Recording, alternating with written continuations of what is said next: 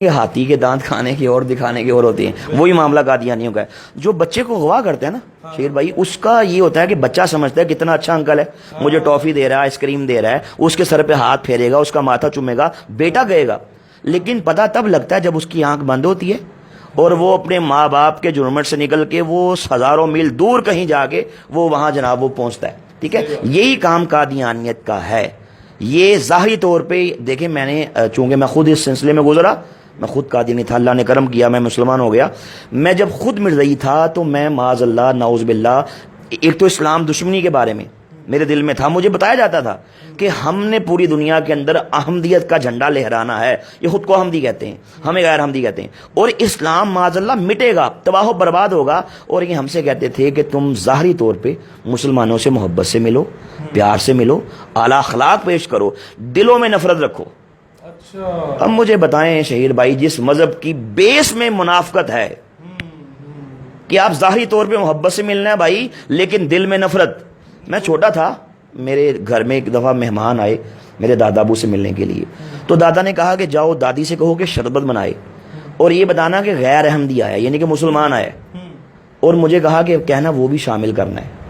اب میں اس وقت 6-7 سال میری عمر، چھوٹا تھا، ذہن میں میرے کئی شکوک و شبہات، کئی سوال اٹھے۔ دادی سے آئے کہا کہ دادا ابو نے کہا کہ ایک مسلمان مہمان ملنے آیا ہے، شربت بنائیں اور اس میں وہ بھی شامل کریں۔ آپ شہید بھائی یقین کیجئے گا، انہوں نے شدان کا شربت، چونکہ شدان قادیانیوں کی ہے جی 100%، اس کا پورے وضو کے ساتھ کہہ رہے ہیں جی، اس کا جو مالک تھا پہلے وہ منیر نواز قادیانی تھا، شاہ نواز قادیانی مر گیا، اب اس کا بیٹا منیر نواز ہے، وہ اس وقت مالک ہے بھائی وہ شدان کا، اور وہ قادیانی جی قادیانی ہے۔ چلے سب سے پہلے تو یہ میں کہنا چاہوں گا اپنے تمام دوستوں سے کہ شیزان کا بائیکاٹ کریں، اس کی جتنے بھی مشروبات ہیں، کیونکہ ہم انڈائریکٹلی انہیں بلکہ ڈائریکٹلی جی سپورٹ کر رہے ہیں جی۔ آگے اچھا، دادی نے کیا کیا کہ گلاس کے اندر شیزان کا شربت ڈالا، ٹھیک ہے، اس کو مکس کیا، اس نے یوں کر کے گلاس پکڑا اور یوں اس طرح کر کے نا منہ اس سائڈ پہ کر کے اس میں تھوک دیا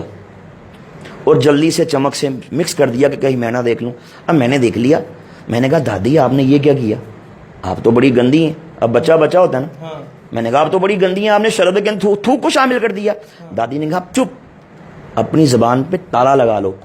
کسی سے بات مت کرنا، تم بڑے ننھے ہو، تم چھوٹے ہو، تمہیں پتہ ہی نہیں ہے۔ کہا کہ یہ جو مسلمان ہیں ہمارے دشمن ہیں، یہ آج کے دور کے اللہ کے نبی، آج کے دور کے اللہ کے رسول، نعوذ باللہ معاذ اللہ مرزا قادیانی کو نہیں مانتے، اس لیے یہ ہم سے ان سے نفرت کا، غصے کا، بغض کا اظہار اس طرح کرتے ہیں کہ ہم ان کے کھانوں میں، ان کے پانیوں میں، ان کے شربتوں میں ہم غلاظت ڈالتے ہیں،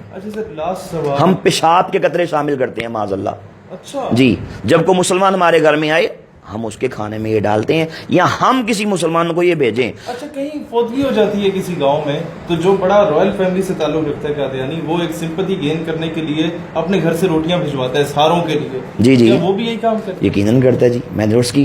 دیکھیں، ہمیں کہا جاتا تھا کہ مسلمانوں سے اس طریقے سے نفرت کا اظہار یوں کرنا ہے، یہ ہماری بھائی ٹریننگ تھی۔ اچھا،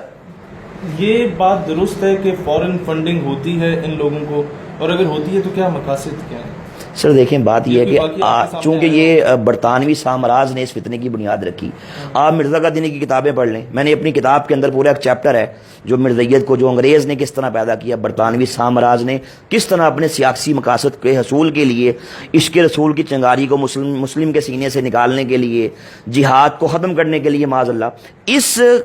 2 ٹکے کے انسان کو جو اس وقت سیال کوٹ کی کچہری میں بطور منشی 15 روپے ماہوار پہ ملازمت کرتا تھا، اس نے دھرتی ماں کی عزت کا سودا کیا، اس نے اسلام کی عزت کا سودا کیا۔ اس کو آپ اب اگر پڑھیں نا WW ہنٹر، آپ اس کی رپورٹ پڑھ لیں، آپ انڈیا آفس لائبریری لندن کی وہ رپورٹ پڑھ لیں کہ جو برے صغیر کے اندر انگریز نے پوری دنیا سے جو بریلینٹ مائنڈ لوگ ہیں، جو ہر شعبہ ہے زندگی کے، جو ایکسپرٹس ہیں، ان کو یہاں بلایا، ان کی میٹنگ یہاں پہ رکھی۔ 3 دن کی میٹنگ کے بعد میٹنگ کے صدر نے، پریزیڈنٹ نے فیصلہ یہ دیا، اس نے کہا کہ بھائی آپ کو جعلی نبی کھڑا کرنا ہوگا، وہاں سے اس کی بنیاد چلی۔ اور لوگ ان پڑھ تھے جی، ان پڑھ تھے، تو آپ اسلام کے پیرلل اس کو کھڑا کریں گے، یعنی کہ یہ نہیں کہے گا کہ بھائی میں عیسائی ہوں، میں بدھسٹ ہوں، میں سکھ ہوں، میں دہریہ ہوں، کبھی نہیں کہے گا، یہ کہے گا بھائی مسلم ہوں، مسلم خود کو کہہ کے ایک ہاتھ میں قرآن پر دیا، ایک ہاتھ میں حدیث دی، چہرے پہ داڑھی سجائی، اس کائنات کے بدترین کافر کو